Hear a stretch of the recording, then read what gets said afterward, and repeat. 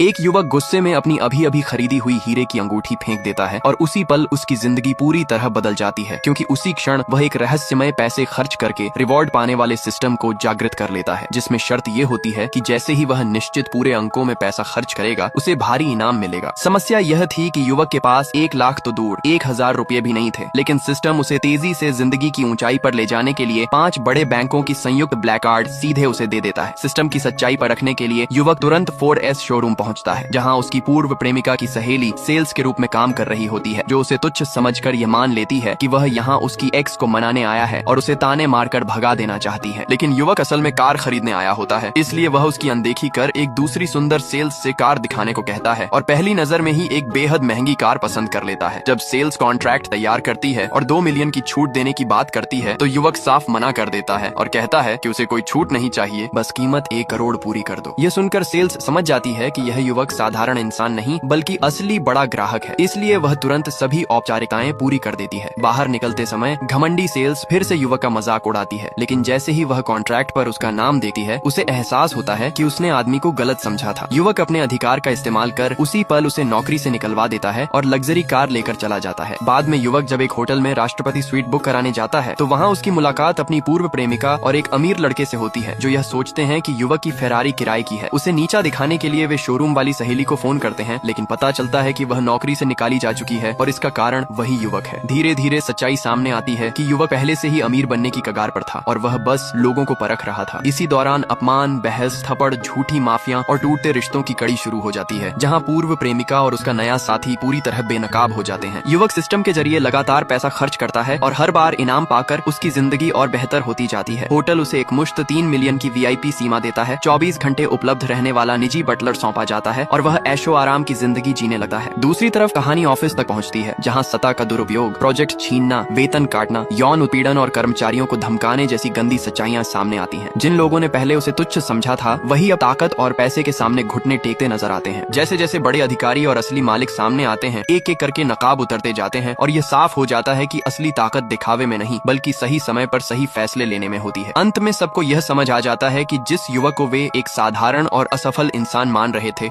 वही सिस्टम की मदद से अपनी किस्मत पलट चुका है और जिन लोगों ने उसका अपमान किया था वे खुद अपनी हरकतों की कीमत चुका रहे हैं।